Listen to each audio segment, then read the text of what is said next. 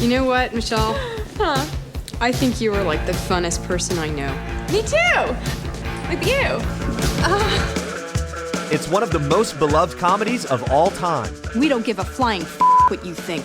In 1997, Romy and Michele's high school reunion took audiences on a hilarious ride full of friendship. Come on, Michelle, let's just go dance with ourselves. Okay. Revenge. I don't care if you like us, because we don't like you. And retail. Let's fold scarves. Okay.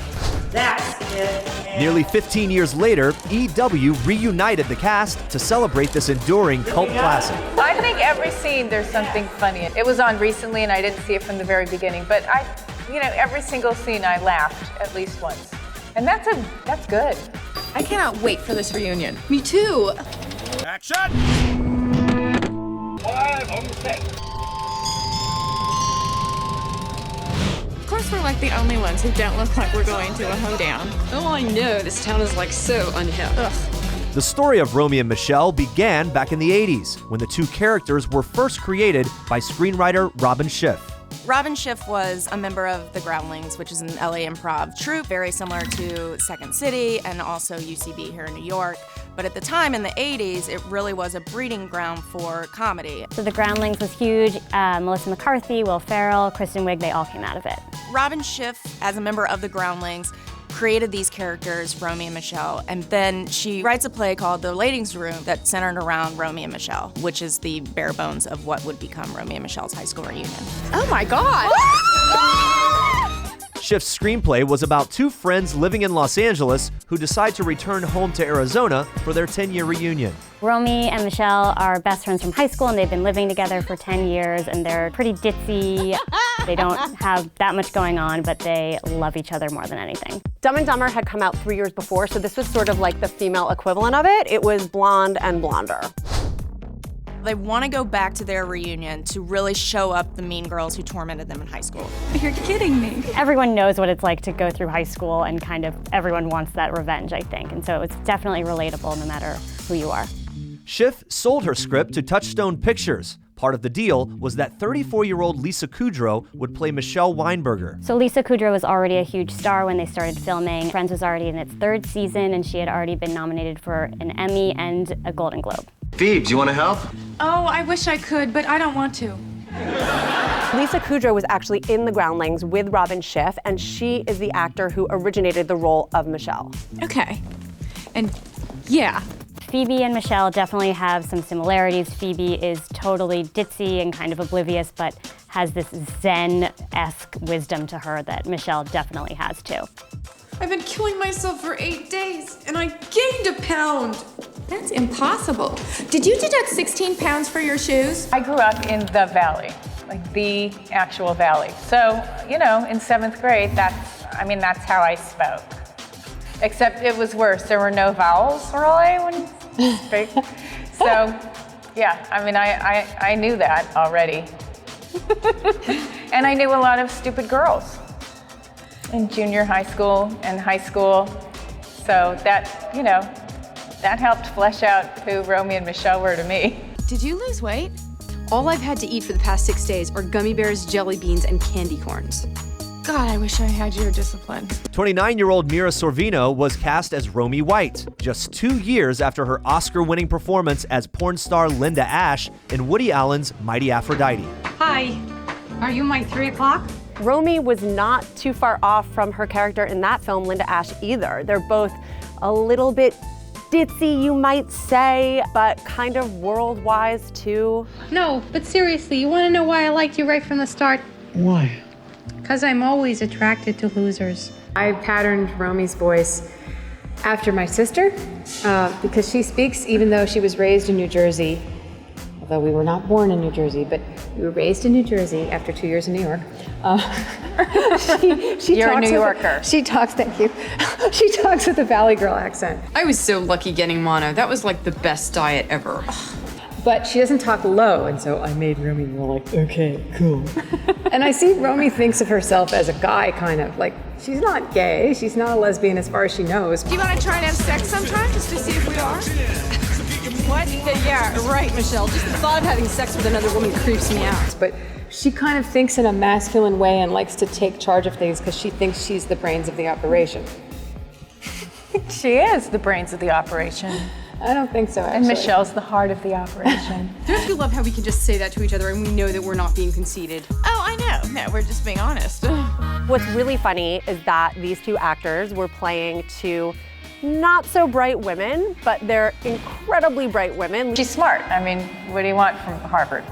What do you want from was almost a doctor over here? Yeah, almost. Lisa Kudrow went to Vassar, Mira Sorvino went to Harvard.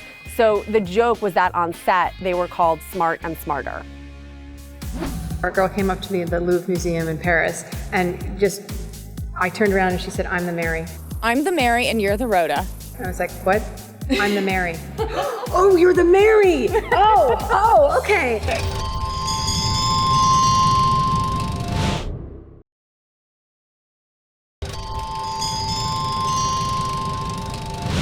Are you ready? Ready. Let's do it. Romy and Michele's high school reunion was written by Groundlings alum Robin Schiff. Friends star Lisa Kudrow and Oscar winner Mira Sorvino landed the lead roles, and they were surrounded by a strong supporting cast. Heather Mooney from Sagebrush High in Tucson. 33-year-old Janine Garofalo played Heather Mooney, the no-nonsense nihilist who reminds the girls about their upcoming reunion. Are you going? I'd rather put this out in my ass. It is classic Janine Garofalo. Heavy eyeliner, smoking cigarettes, cursing, super cynical, and just like no BS. So Janine Garofalo had just come off of an Emmy nomination for playing the talent booker Paula on The Larry Sanders Show. I'm not your type. My breasts are real. You know, I can get used to that.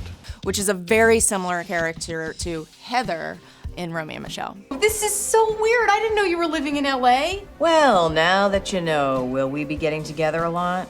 32-year-old Alan Cumming was cast as Sandy Frink, the geek-turned-billionaire who was madly in love with Michele. God, he was such a geek. Hi, Michele. Gee, Michele, you're looking really lovely today. Okay, see you in biology. It's hard to believe, but Alan Cumming hadn't really done much film at this point. He had just played a Russian villain in GoldenEye, but otherwise this was his biggest role to date. I am invincible! The role of Christy Masters, the meanest of the mean girls, went to 35-year-old Julia Campbell. Can I have the rest of this?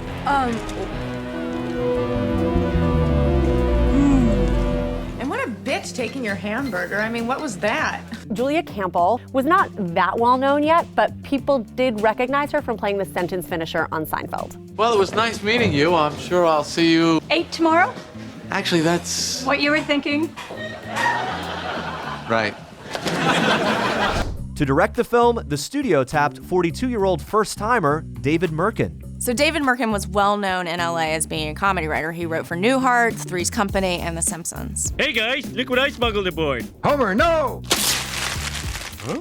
They'll clog the instruments! Careful, they're ruffled. Interestingly enough, a little Easter egg in the movie is when Romy actually goes to the mechanics shop to convince Ramon to let her borrow the Jaguar to go to Tucson, they're actually all huddled around watching The Simpsons. Clear out, boys. Romy and Michele's high school reunion premiered in April 1997 and performed well at the box office, bringing in almost 4 times what it cost to make. I think Romy and Michele was very groundbreaking because it was 2 women. There's barely any men. You know, now we have the Tina and Amy's, who are these duos, but I feel like Romy and Michele were really trailblazers that really resonated for, you know, what's to come.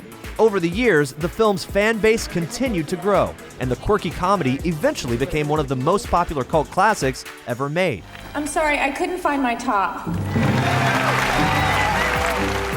I think the thing that people like about this movie is that it is really pure fun, and when you get right down to it, it's a film about friendship. It's a film about 2 women who are not necessarily winning at life, but they're having a lot of fun because they have each other. I thought it was really fun and funny, but you know, you never know if you're the only one laughing. I remember being delighted by the way that it turned out. I don't think I expected some of the ancillary fandom that has happened. Apparently, Apparently there are drag performers in LA who do us on a regular basis, which I really want to see. Yeah, I want to see that. Our girl came up to me at the Louvre Museum in Paris and I turned around and she said, "I'm the Mary." I'm the Mary and you're the Rhoda. I was like, "What?" "I'm the Mary." "Oh, you're the Mary!" Oh, okay. That's ridiculous. You're the Rhoda. You're the Jewish one. Oh my God, I'm talking cuteness-wise, Romy, okay? And cuteness-wise, I'm the Mary. And then I was like, this is like when I was a kid, people used to do lines from movies like Animal House or Blues Brothers, and they're doing Romy and Michele. We had like arrived in the sort of cultural lingo. So I was excited about that. I didn't expect that. Gym clothes were hilarious with the high heel sneakers on the treadmill that was going like 0.005.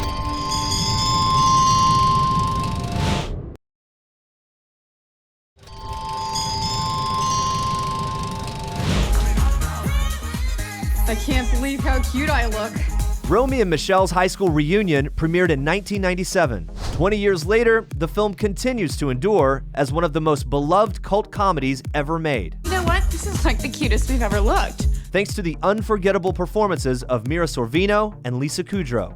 I don't think they could have casted Romy and Michele better than with Mira or Lisa Kudrow. It just is impossible. The way that they interact and the chemistry that they have on camera is just untouchable, and it's very inviting. You just want to hang out with them. Well, she makes me funnier. I'm not funny usually. I'm not, and with her, somehow I tickle her in some fashion. I don't mean funny. physically. When she has to play a comedic stalker. I think that's what Mira has to do. Because when she does like intense look, it's very funny to me. It's just really funny. I just visit Funnyland, but she invented it. So I love being around you because it's just so much fun. Thanks. Well, you're fun. I have to say, this is turning out to be one of the very best nights of my entire life. Not only is it rare to see two women in lead roles in a feature film, it's certainly rare to see two women playing these kinds of roles where they kind of have free rein to act like idiots sometimes and dress crazy and just be however they want to be. When the film begins, Romy and Michele are content with themselves and the modest lives they've created in Los Angeles. Aw, poor thing. Look, they won't let her shop. Yeah, like those sales girls in Beverly Hills aren't bigger whores than she is. I know. Starting out, we get this sense of their friendship. They're very happy. Romy has a job as a receptionist at a Jaguar dealership. Michele is unemployed, but has a fashion sense, wants to get into fashion, but nothing's really happened. Well, my first choice was to work at a boutique on Rodeo Drive, but this would be okay. Unfortunately, we don't have any openings here right now. Are you serious? They seem just out of college. I can't believe it. There are absolutely no guys here tonight. I know, none. Come on, Michele, let's just go dance with ourselves. Okay.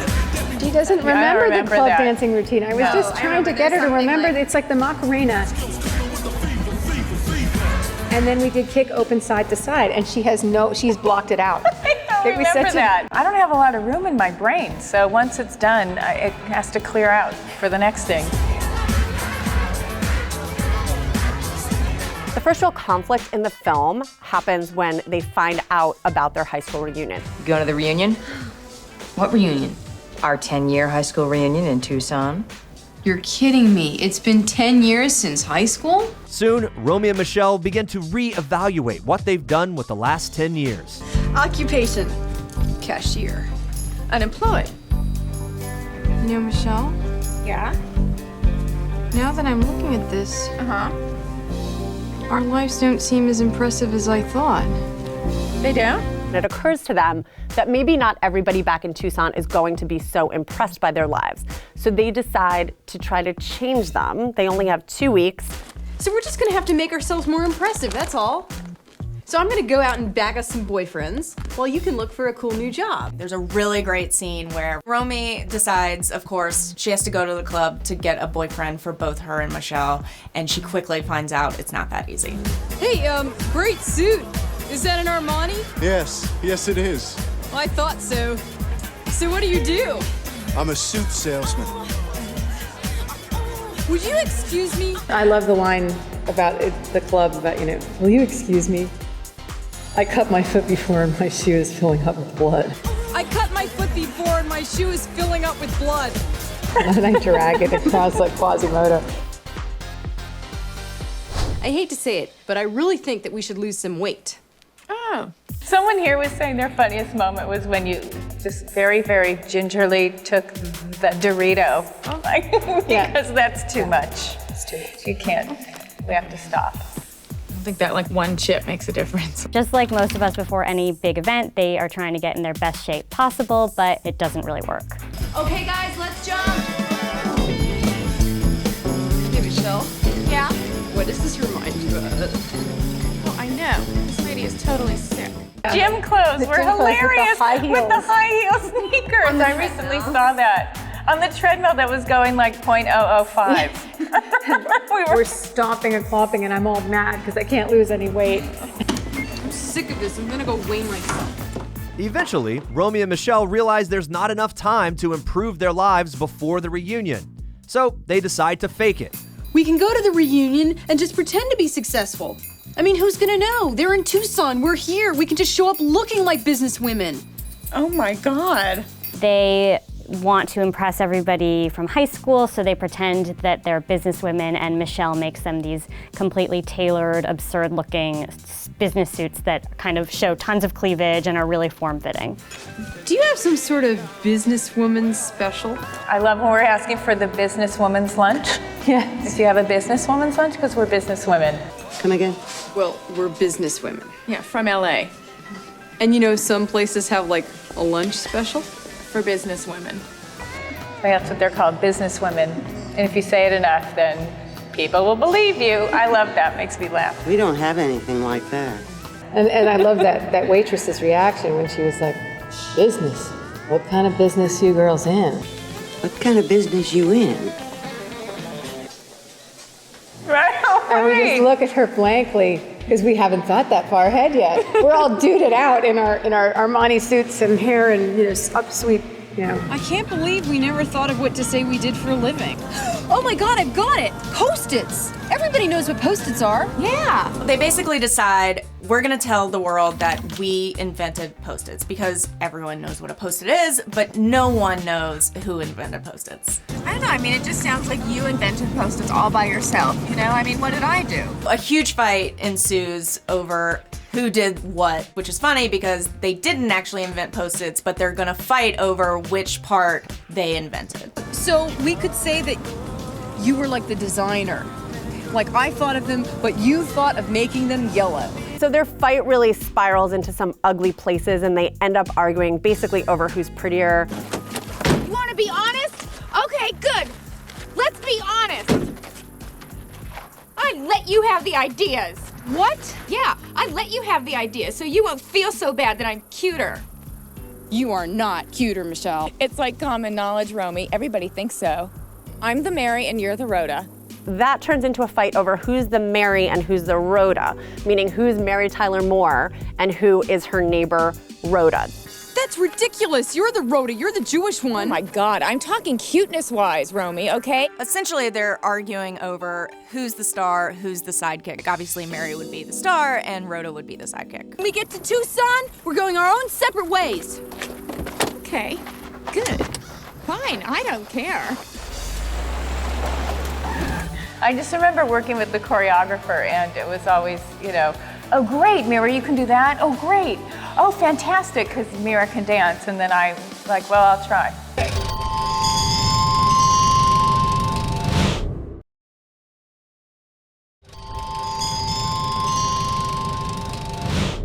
Oh my God, I've got it. Post-its.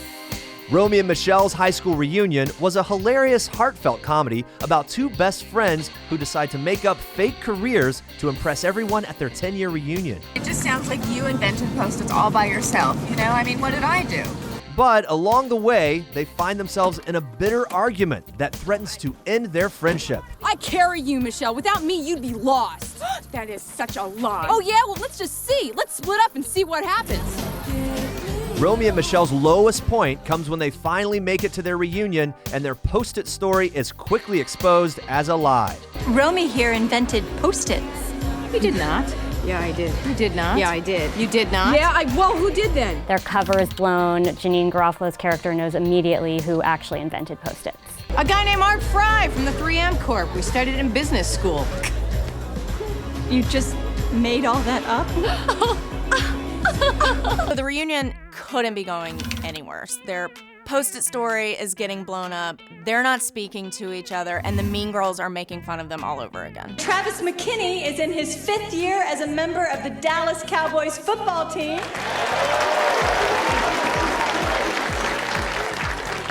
And Romy and Michele claimed they invented Post-its. The girls end up making up at the reunion, and they decide that that's it. They're gonna be themselves. No more of this fake, successful businesswoman story. Can I tell you the truth?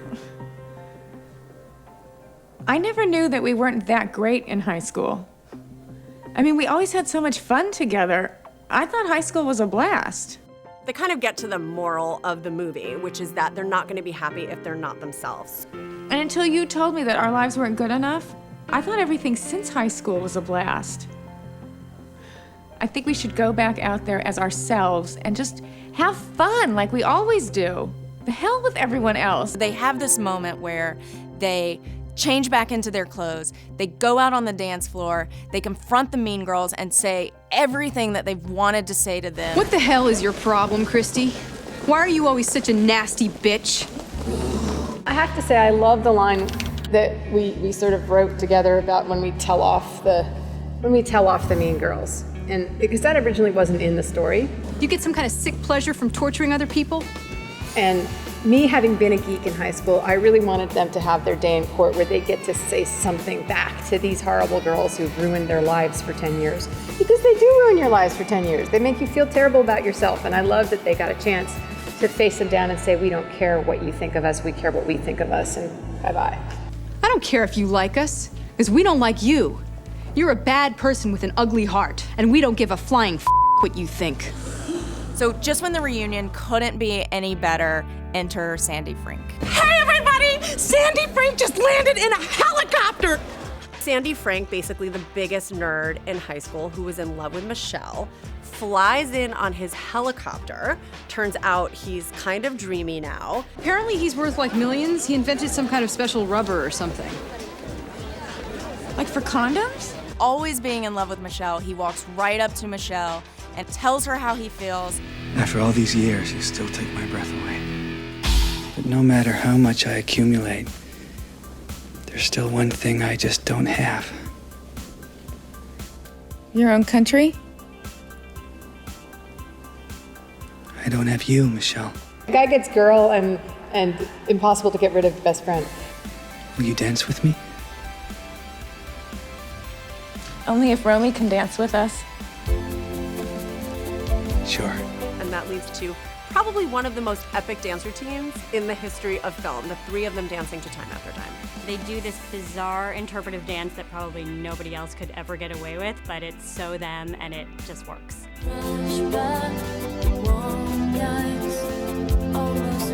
I don't know, I love doing it because I tried to put in like some of my like teenage ballet moves into it, as well as trying to sort of channel Snoopy. You know that Christmas special where Snoopy's, they're sort of jumping up, and they kind of, he jumps up and kind of flips his legs like that. I was trying to do that at one point, and then I was doing like a tour jeté, and then it was at the end, some weird modern dance like tableau, which was fun. I just remember working with the choreographer, and it was always, oh great, Mira, you can do that? Oh great, oh fantastic, because Mira can dance, and then I well, I'll try, but I can't. You did great. Move. No, I posed. I did great poses. I kept trying to be not graceful. I wanted to look like when I landed, it was like a gymnast landing rather than the softness of a real dancer. So it would like dismount. See, I told you it would pay off to go to those clubs every night. After their climactic dance routine, Romy and Michele fly away with Sandy Frink to live happily ever after. So the happy ending is not just about getting the guy, it's about these two women kind of fulfilling their professional dreams too. Sandy gives Romy and Michele a loan to open up their own boutique, and that's what they do. They open up a boutique called Romy and Michele. Have a Romy and Michele day. That was a good one. It's really great because Michele had always mentioned that she wanted to have a fashion boutique on Rodeo, so it's just her dream come true. You know what, Michele? Huh? I think you are like the funnest person I know. Me too! With you. Basically, at the end of the movie, you're left feeling like it doesn't matter what kind of professional success you have or you don't. It doesn't matter if you look like everybody else. If you have a best friend to go through life with, you have someone who never judges you and just wants to have fun with you all the time, then you're doing pretty well. In 2005, 8 years after the release of the film, Robin Schiff wrote and directed a prequel, Romy and Michele in the Beginning. The made-for-TV movie starred Katherine Heigl as Romy and Alexandra Breckenridge as Michele. You think you have problems? This girl in Love Connection went out with the pool guy. Ew, bad job. Really bad job. What not everybody realizes is that this was actually a pilot for a TV show about Romy and Michele, going back to their early years in LA. So the prequel, Romy and Michele's high school reunion, didn't do well and didn't get picked up, sadly. Oh, sorry. Now that we're celebrating the 20th anniversary of this great film, I think the fans would agree that we need a sequel. Well, hopefully one day there will be a movie about what they're doing today. Romy and Michele get married. Romy and Michele get Have a divorced. baby. Yeah. Sequel or no sequel, Romy and Michele's high school reunion will continue to attract new audiences and will remain one of the most beloved films of all time. In the end, it really is about two friends sort of going through life together, just having a lot of laughs, but also being, shoulders to cry on. You just want them to win at life. It's kind of like a nice little revenge fantasy for anybody who ever struggled in high school. I just think it resonates, and it's 20 years later and we're still talking about it. The point of it was to have fun and to create fun, and I've never had so much fun on a set as I have on that one. Let's fold scarves. Okay.